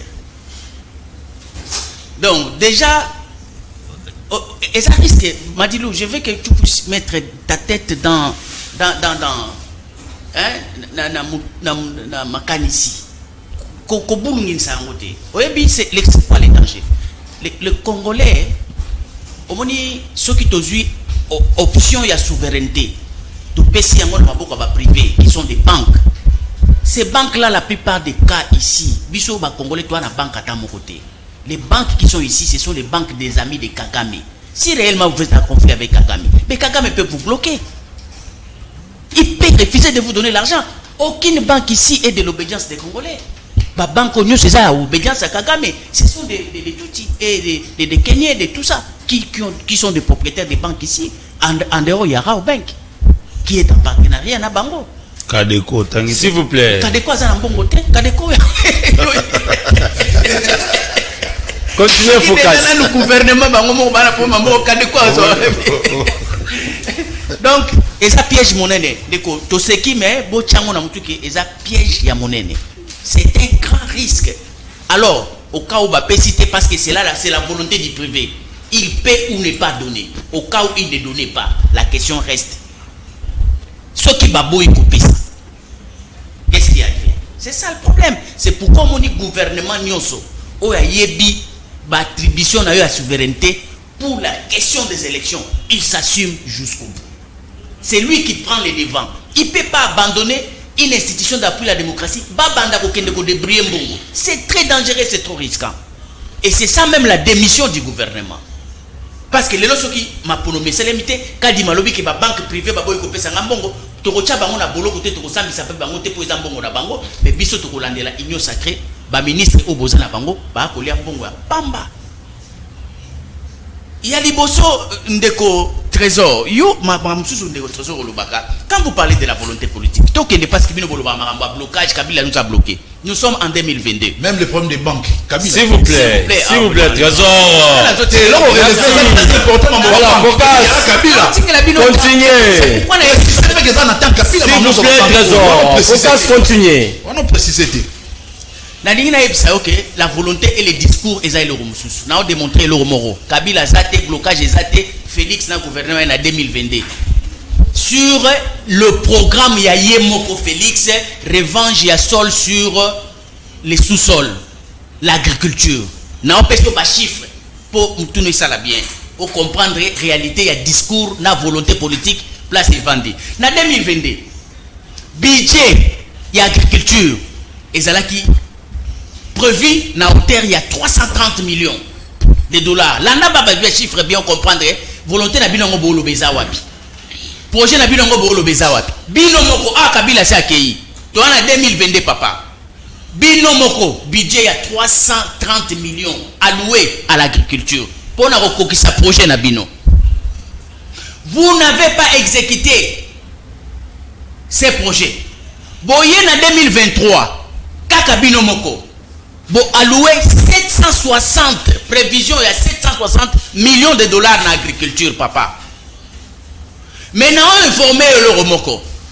Tant que vous alloué 330 millions en 2022, vous exécutez 46 millions à Pamba. Je dis bien, bon, ça la calcul, bah, Hollanda. Va prévoir un projet, na volonté politique, na agriculture intense pour épais sa richesse pe musala na Congo, diversification ya économie. Bango moko va décider ba prévision il y a 330 millions. Mais na suka ya mbula ya exercice on a 330 millions. Na agriculture batindi kaka 46 millions ya pamba. Bon ça la calcul différence volonté politique eza wapi projet ngo eza wapi. Ba ye na 2023 lobby que bazo doublé bache yango 760 millions na 760 millions chef de l'état outi ko yebisa bino ke ye akuta ki croissance et agriculture na 2,4%. Kobima ye azobima atiki yango na 4,2%. Donc c'est-à-dire que amatisi to ya croissance et agriculture na 1,8%. Bon mutaboye na projet oya ye. Merci. Amatisi na 1,8%. Bonjour, ça y est, bilan à combien? Merci. Négatif ou positif? Merci, Focus. Volonté politique. Alain Madilou. Projet Zayaye. Parlement majorité Yaye. Ministre Yabino. T'as la production Yabino. Merci, voilà. Donc, ça dit que vous faites des débats. Merci. Ndeko Focus, on a botolé Maloba. Alain Madilou. Ndeko Focus a aussi démontré bison noir sur blanc que la banque wana pe ba ko boya ko financer la CENI où est censé repasser ba congolais les élections na délai ce qui la banque wana ba boy et que gouvernement peut pessimer soloté monter que ba congolais ba oza privé na ba élection na mois de décembre. Faut reconnaître que ndeko Focus a collé hein celui dans le bazar attentif terre motam sa rolala pour na lobby kaka ba banque te na bi partenaire ara ba partenaire ebele. On a repexé ton côté maloba zoluba na pression âge collier ba tension ba nini faut être prudent tout ça na TV faut pas koya tango le mutalobi o kangi lo moko na coin te na ba ba partenaire basé belé donc c'est une à fixer et puis ba banque tant zo ba mbongo ba banque eza ba mbongo ba banque abosani ke na opération ba benga compensation na ba banque futa ba taxe na mboka. La banque ça va biloko belé et autres devoirs mboka ba mbongo belé biloko belé Alors, la compensation est ça la que l'État a foutu à Batu, a petite liste, il y a paye, banque a sali compensation à foutu, et puis a sali compensation à la banque centrale. C'est ça l'opération on a lié en tant que s'il vous plaît, focus. S'il vous plaît, focus. S'il vous plaît, focus. S'il vous plaît, focus. Il faut comprendre que le focus à cause. Ouais, c'est un sujet. Donc, moi je pense que les dés sont jetés. C'est-à-dire que lancer balle dans le terrain. Naoki Bango, ndeko nanga danou. Oui, on a déploré le comportement et la famille belé kabona pour na affirmation et tout ça là. Au bengi biso mi bikande babino ba pasteur benga bana ba bandoki. C'est-à-dire au kanga bana mwana mobo ndoki na famille. Aya affirmer o miibi. So da inde ko nanga teta msusu na ko bima ke par ke la vite. Alobe na nga muibi mais bon. Kasala ne tient na ba pasteur ba accusation na bon. Voilà, un body. C'est-à-dire au moni awa titre za awa ndenge nazolo baka chaque jour na bana mwamba toko samate élection ezali yango moto tinda bato baka zo duplicata. Pourquoi tolo élection ezali? Parce que muto azo gérer ma ponami azo rassurer biso jusqu'à preuve du contraire que élection ezali et biso peut comme toujours que ba mécanisme est belé. Ndeko focus ça tu confondre les sous que gouvernement est sundoli non. C'est-à-dire ceux qui kadi mbongo nyoso ba pesa pour l'élection ba misango sur la place publique pour éthique à la 300 millions. Ça veut dire que revendication na oyazoloba ça peut dater de un mois ou un mois et demi. Non, 2 semaines. 2 semaines, 3 semaines par là. 2 semaines seulement. Vous comprenez? C'est-à-dire si on trouve solution l'élo, il y a quoi battre. Donc, l'État sundoli, non, c'est faux. Parce que bon, on y a au cas d'Imazu pour organiser l'élection, ils ont bon au gouvernement, à Pessina Seni. Donc, moi, je pense que tu vois qu'on a diabolisation kakate. C'est pas la guerre monde de dans le lobby. Ceux qui ont le lobby qui est Félix a salité na kosi. Kabila pe asala. Non, c'est-à-dire, on m'a dit avancer au tous en ango. Il y a 1%. S'il vous plaît, focus. Madilou, continuez. Alain, continuez, s'il vous plaît, focus.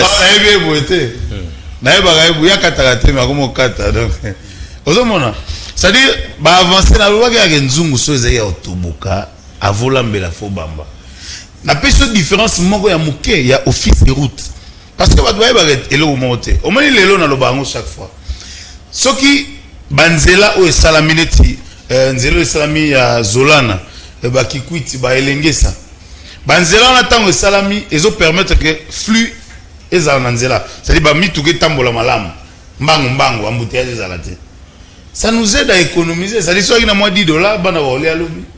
Soit si on a embouteillage à 3 heures du temps. Bana ba olia te. Ça veut dire que quelque part to lobi te ngende ko Kabila salagité.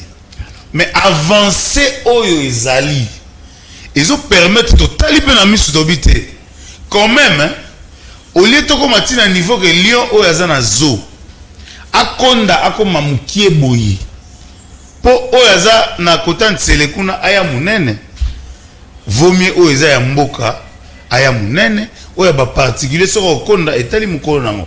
C'est ça la différence. Ouais. C'est-à-dire dire que à ça là que ça problème té mais que ça là au peuple a commis ko palper et ça peu important.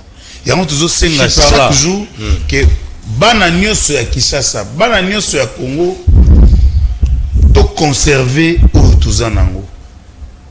Tozwa loto te na moni kanda msabi nga soki na komi président na kozwa salaire te. Déjà faut qu'on identifie que comment Joe kasi azoluka musala parce que soki yo komi président de la République komi ko sala n'est-ce pas? Voilà. Et maintenant yo besoin salaire te ko sala bénévolat. Ozomona donc il faut comprendre que manière moko bozali ya relaxa que tolito du peuple. Or lelo ton na 4e cycle électoral peuple aza sous-obaté. Merci. Voilà. Le processus électoral, c'est vrai, ils allaient pour Kende. Tout comme bon, dernier virage, l'élection le 20 décembre et Salema. C'est là qu'on l'a Kambia Seni. Mais même si et outil bon qu'on rappelait par rapport il y a des caissements mbongo wana est-il possible na tuna kipe ndeko Madilu que maponami wana esalema na ba moyen adéquat au penza ba congolais ba ozango fier. Merci mopanzi sango na yuki ndeko nanga Madilu alobike lelo yo régime na bango enga lo ba miyibi alobi na bibi note na biba miyibi Joseph na de mutaloba yake biso yonzo toza ba miyibi régime na bino ezali ya ba miyibi ngai te preuve ezali ngai danu te okefunda ba pesa preuve ezali bino nde boza koyimba banda boye bokoyimba est-ce que lokomo boyimba ezali bopesa ngo na seni makambo ya kodefa bapatere tolingi te boza mbongo boyimba bopesa ya koyiba nde ezalaka ndeko nanga tika alobi o kosala tomona kala tobande komona te ndeko Madilu yango na koyebisa bino efe bozo fanda na lola bino bozo kata loko yo munene bongi Madilu yizezo kongola bongi pokati mboka nde bongi kobonga ya ezalaka neti moye bimaka pona bato nyonso ezalaka neti bula ebetaka pona bato nyonso kobonga ngo komika ya bino ya biso te pe kobonga ya Kongo komi na bavoka bino bolekana te bo defande tobongi biso basusu toleka tolobaka olobi komona me ndeko nga ndeko danu kefula nazali mutabandi nakenda na Kikwiti lepoka kala tubande ko longwa Kinshasa Kikwiti tubando saba 2 semaines intime mais na tango Kabila c'est 534 km comme na journée moko wana za komona ubeza eza komona te batenga bana po yo lobi komona tomona depuis na ya Kinshasa na mona IDPS kota papa Kisekedi izaka na débat Kabila comme ça ko 4 bandi bosande ko Tshilombo wana ezali te bezake na ebite yope depuis na botama na tikala ko voter te na comme voter et pas Kabila ezape quand même komona na nyonso wana na bini Kabila salaki pe moke ndeko Tshilombo salaki pa salaki moke yango wana ezanini mwana ya justice éducation physique na religion koya bisa papa na otala na zoki dizi na religion na éducation physique pourquoi les basali somato na bimi na 32% papa koyebiso éducation na mathématiques bandoza 1/20 na français et ça ne continue mona Kabila basalaki mais biso peuple to moni yango te oyebi bien Madilu batu babo moko za bato za ba mpanditala silikela tuna mali Kabila zo sala mwa banzela IDPS bimisa biso mtu na balabala ni to kokata to kolia makadabu alaba ebite na développement mboka pe kutaka na banzela IDPS zo mwana mozala mwa voisin majuba tuna kabino na système de continuer passer deuxième mandat na 2028 ba tourner bino makobi msaka muya comme dauphin bino bozo compagnie na bino bato ba chata ba caméléon ba chata akaba kule ngai na lobi boy nous voulons les élections pona poma mbongo pamonde ko journaliste na iboza kama ile longola yango Kongo eza na mbongo ebele mende poma eza nini bandeko yo baza na dina bitem ata ba mbongo bayibaki basani sani basani nzizani ministre intelligent basani nzizani ba pesi gouvernement mais ngai na lobi boyi bango bazotala intérêt na bango soki ba moniki biso opposition ngai pour le moment je suis opposant à Ndeko Tshilombo parce que j'aime mal les pays. Ouais, shit par là. Là il a le biboé, tous après pour l'élection. Ce qui te dit tout ça la tradition. Bah ça se makamba, il y a homme makamba contrainte bon technique était assez n'était pas le bon qui j'accepterai parce que dans un Congolais n'habitumba oui. Wana je vais accepter pour tout qui me contre la boucle mais à condition de continuer à être candidat pété. Merci. Ce qui tu vois qui Kabila point. Tu vois qui tout ça là de continuer de bani Kabila te représente 1 minute de glissement. Merci Danu Kefula. Merci. Alors là la zo chité bo ici. La zone ça fait me Congolais. Élection ya ngoyo. Bon voter de Danu Kefula te pas les 40 TV. Pour ayebani, pour alubaka. Bon voter moto azaiti. Elle za okena ini. Ce que moni bato ba teba pano minene. Ba ina ba polo na ba. Merci. Olobaki yango Danu Kefula. Trésor Congolo. Merci. Voilà. Trésor Congolo, s'il vous plaît Danu. Trésor Congolo, les loyo to lo banini. C'est le gouvernement oyo bazan volonté té ya ko financer seni malamu pour que en retour seni wana appelle ça va congolais ba meilleure élection. Merci beaucoup. Je pense que il faut tous à la rationnel et tous à la honnête. Voilà. C'est bien beau critiquer, fustiger gestion et Félix Tshisekedi, mais il faut tout n'avoir mis balai. Félix Tshisekedi a eu pouvoir dans le contexte. Félix a eu pouvoir couronner, frapper le monde et paralyser l'économie mondiale, notamment à Bissau. Une économie extravertie ne peut que souffrir. Nous ne produisons pas en interne. Nous dépendons des produits outre-Libanda. Et l'Ongouana, tu es une guerre russo-ukrainienne. Et ça, c'est la même chose. Et paralyser l'économie. En interne, pour parler des chocs endogènes, la résurgence, il y a M23. Pour ne pas parler d'autres groupes armés, parce que M23 reste encore le seul où ils ont réellement incarné Rwanda. Ils ont soutenu par le Rwanda. Rwanda, bandekonanga ba olobela moté. Bandekonanga ba condamné Félix, Sonier Félix a qui pouvoir mokili alaki malamu, makamna soyaki malamu. Or que Félix Abundi. Au moment où je vous parle, retenez qu'en France, va proposer n'était sur les jeux commis effective suppression et allocation familiale, surtout pour les étrangers. Au Nigeria, va supprimer subvention et carburant. Mais au moment où je vous parle, na Congo eza subvention et zanan. Malgré réalité, sur le plan mondial, l'économie est paralysée, mais Félix Tshisekedi tient encore bon. Subvention, il y a carburé zanan. Gratuité enseignement primaire, azo maintenir yango, abagiseli ba maman, abandina province pilote de Kinshasa, gratuité à maternité, pendant que ma problème est en monde. Mais lui, il agit comme ça, et nga intellectuel et intelligent que je suis, dans l'analyse et focus, je deviens malade. Parce que moi, mes analyses sont basées sur la réalité et non des théories. Un jour, j'ai posé la question à mes profs. Une fois que vous êtes aux affaires, vous savez la ranini. Bateau ba bomimboka. Et ça, bateau ba le roi focus. Bateau ba na théorie pour expliquer que bango ba savant ba éminence. Nasi go na soit réalité na roma ko analyser par ta réalité. Il y a mon ameni na réalité. Na bandeli na France, bateau ba na France. Balo baso na kosi. Ba proposer ba supprimer ba allocation familiale. Na Nigeria, on a l'information, on va supprimer subvention liée à carburant.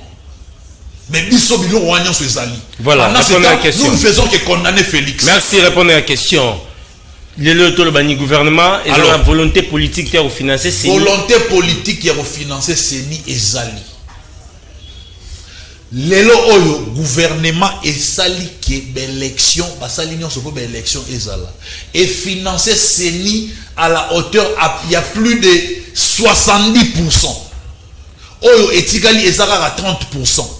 Donc ce qui moutafandi asala ba douta bi élection et kozalate parce que gouvernement ezala la volonté à financer CENI pour organiser l'élection, alors on a mis tout dans ce que gouvernement pour nini plus de 50% oyo et pesagi CENI donc bon on ezali oboka ba kit électoraux nyonso auto moneka di mola sabiso na ba Corée na ba nini nyonso na mbongo to boaki pour dans suka to ba élection ezalate batu batira ko rêver.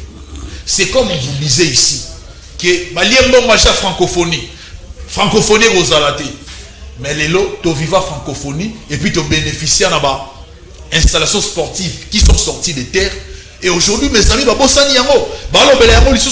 c'est nous qui venez ici. Allez bon à francophonie. Frapper mon royer. Allez bon à francophonie. Oh, quand même, ma soeur, 300 combien? Donc, on a 4 millions. Écoute, s'il vous plaît, Danou. S'il vous plaît, Danou. Donc, on va continuer. S'il vous plaît, Danou, ne dérangez pas. Merci. Merci. Continuez, Ndeko. Un problème. Donc, pendant le bac, Oyeza, Nana to vivre. Oyo to vivre. Yamonde ngana oloba.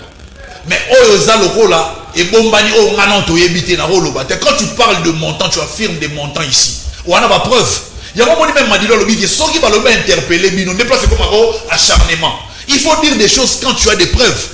Nana lobi na ok, j'ai à francophonie, peu importe le montant que ça a coûté, le coût que ça a coûté, mais ils allaient organiser, oui ou non, oui. Félix a réussi grâce à détermination.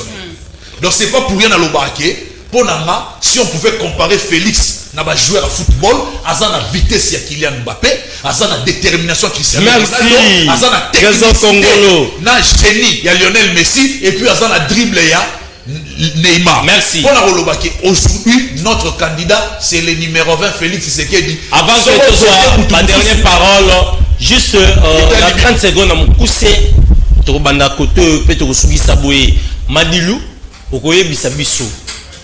Quelle serait la solution au cas où mbongo wana tozali kozela seigneur azwa azui yango te mapona meko sali mandengeni pesa biso solution eta mwana mboka nationaliste. Non mais ndeko nanga tolobi awa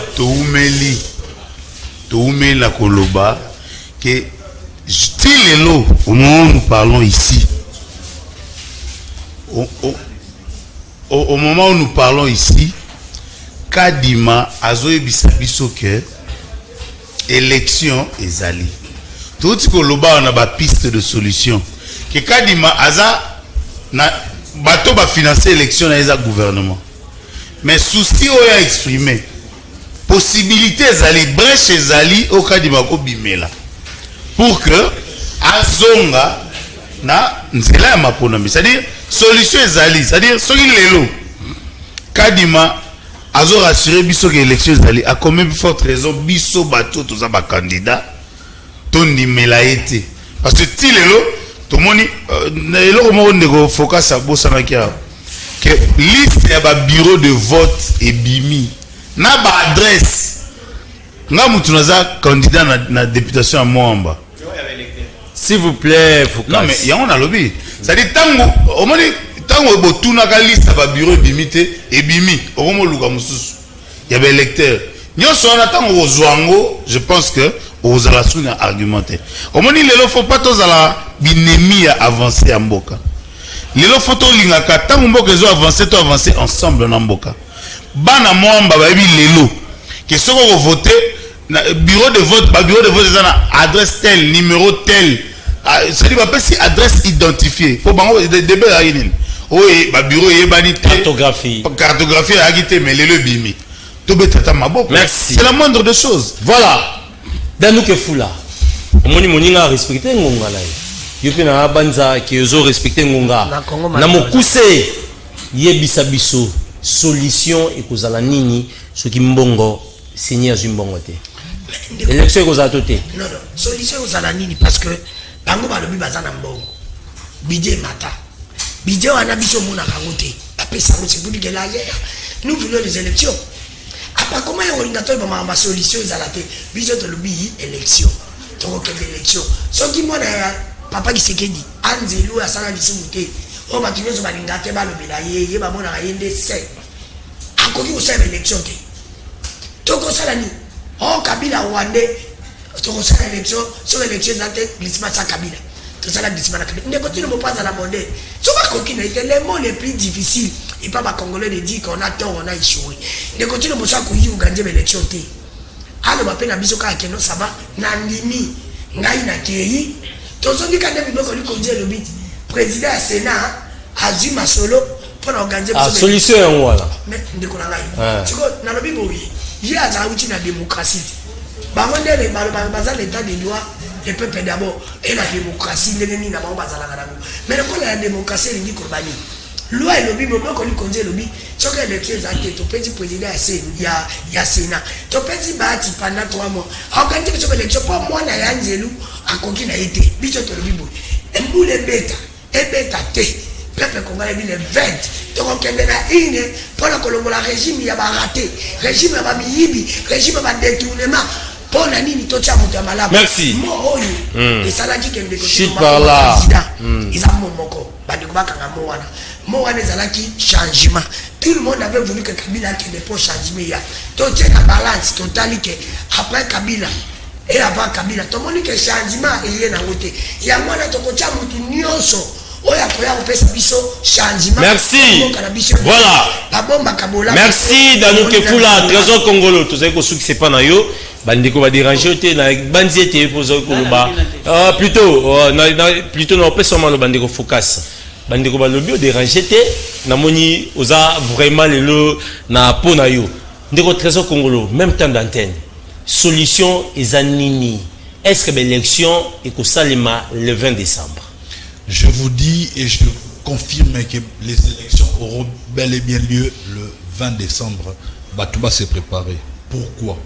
Analyse nanga est basée sur d'abord ce qui organisation de l'élection salamité, ça va jeter du discrédit non seulement dans le chef de l'État mais dans CENI du moment où moyen et bimaki déjà plus de 50% pour une organisation de l'élection et que na souka l'élection est à la tête pour expliquer comment nini par rapport à mon solo oyo déjà bimaki. Donc je pense que soit les partenaires de la CENI, soit le gouvernement va retrouver solution pour baxer la CENI mon solo a besoin pour arsal sa maponomie na échéance le 20 décembre. Alors ici je tiens à dire na bateau nyonso bazo gérer Babiloro nyonso ça réhabilité par le chef de l'État surtout dans cadre ya 9e jour francophonie parce que na uta komona hier na ba réseaux sociaux image moko salinga pasi mai etondi na stade Tata Raphaël mokonza mboka amnyokwami abongisi et que bayo baza censé kolandela kosala suivi bazo kipete tango robeba barofinga mokonza mboka. Aujourd'hui je demande à tous les recteurs il y a une université oyo ba moni bongo ba bâtiment mususu ba construire pe ba réhabiliter ba rénover ba université wana ba emboîter les pas. Il y a recteur Jean-Marie Kayembe Tumba, il y a université Kinshasa oyo amemi bongo management ya makasi discipline et organisation qui est en train de prendre soin de l'université de Kinshasa oyo, notamment et serva qui de logement pour la francophonie. Francophonie. Donc pour aujourd'hui nous ne pouvons que féliciter le chef de l'État. Merci. Surtout en tant que les étudiants. Voilà. Il y a UPEN, il y a UNIKIN, il y a UBTF. Focus pour quel ménage? Oui, même question dans le retour à Bino. Solution ezalini le 20 décembre ba Congolais est-ce que ba okena irno ko voter? Toza lokola ba équipe mi balé ba obeta match. Ba supporters basi ba komi.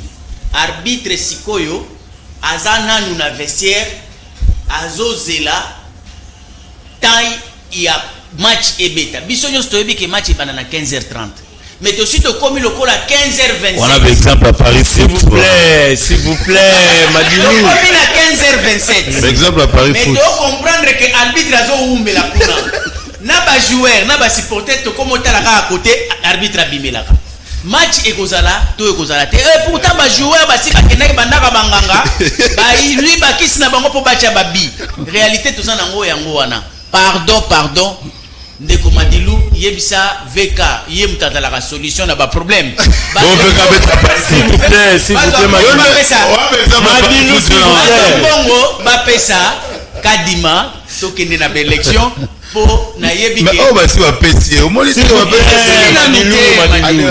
s'il vous plaît faut qu'à se continuer ya mibale ndeko Congolo comparaison n'est pas raison au monique lelo Congo biso ndenge to zaboy malgré configuration oyo zoluba il y a Covid il y a guerre à Ukraine biso tozali toujours na mode de croissance biso économie na biso ezali ko kitate mais ezali na kati ya komata ko comparer na France te oza ko stagner ba indicateur nyonso eza bloqué ba matate mais biso to na kati ya komata donc oyo ezo salema na France économiquement eza na rapport na réalité na biso ça va calculer bien te rationalité nde yangwana likambu oyo nazolinga na beta sete pona bana moamba chit par là bo sala erreur te pona maponomi oyo nous avons tout donné nous avons tout démontré na mona rabino na nzela ba papa ba mama bilenge ba étudiant bozalaka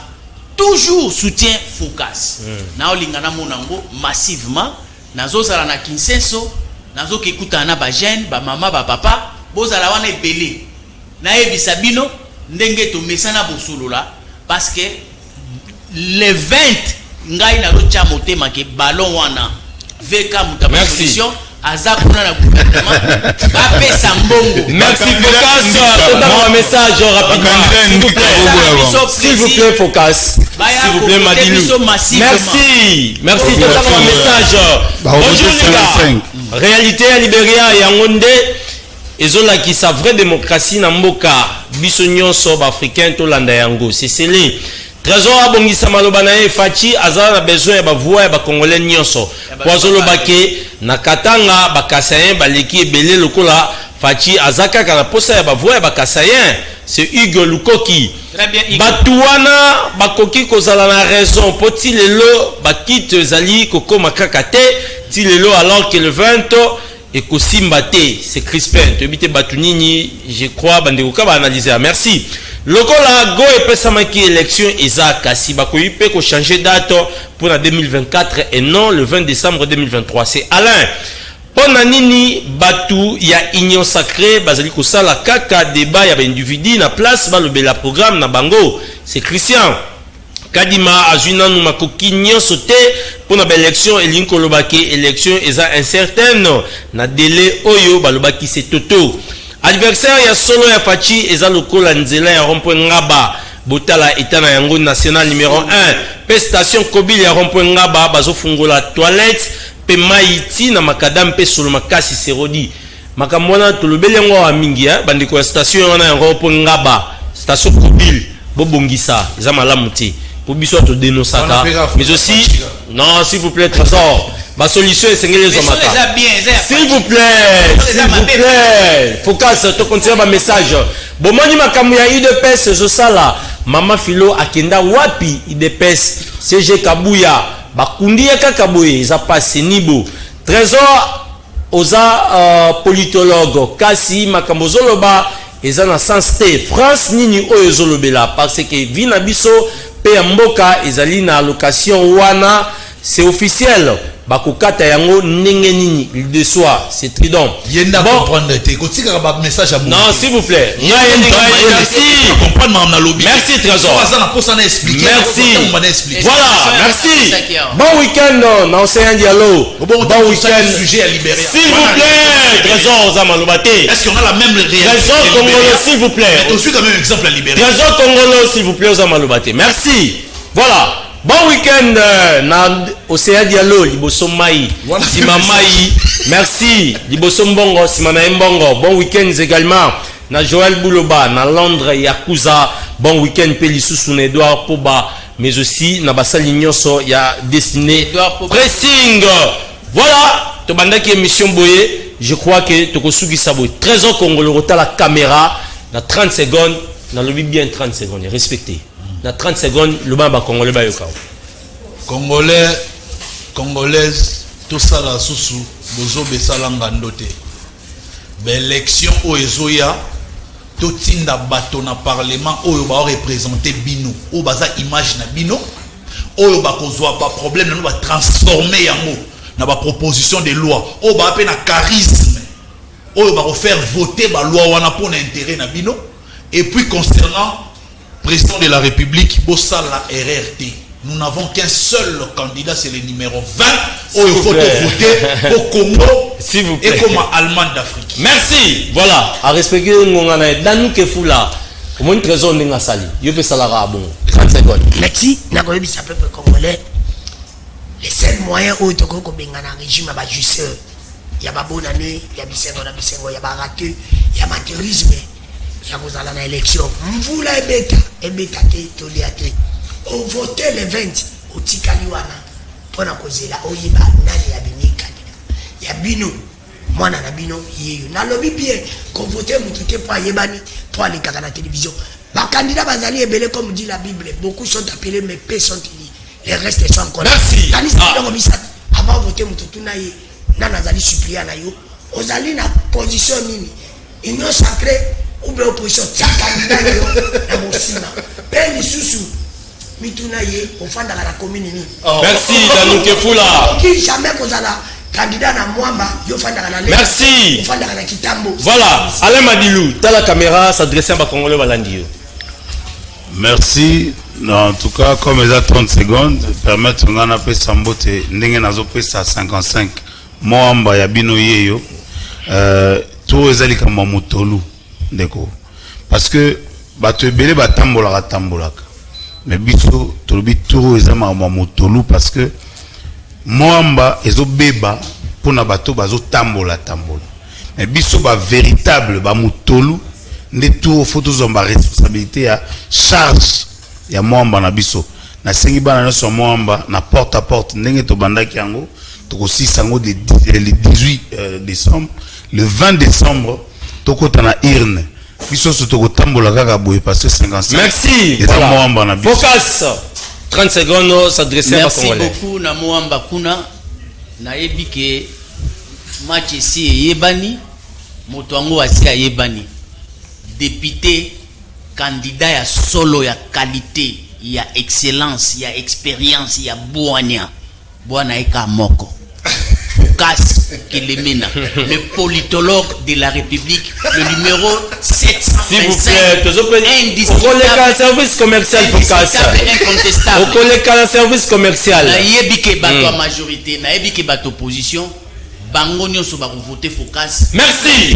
Voilà. De la République. Ah, merci. Merci Trésor Congolo. Merci. Ngala koyebi sabino mingi 136 na funa pe 10 na bandalunga bokanga numéro 136 na funa 10 Ndeko Zulu, bonne chance. Ngala bino to kuta bongo semaine prochaine lundi bo sala bongo na Patricia Kula pour na compte toujours ya Liga Canal Presse. Kimi encore ma suppléant Ndeko Zulu nani?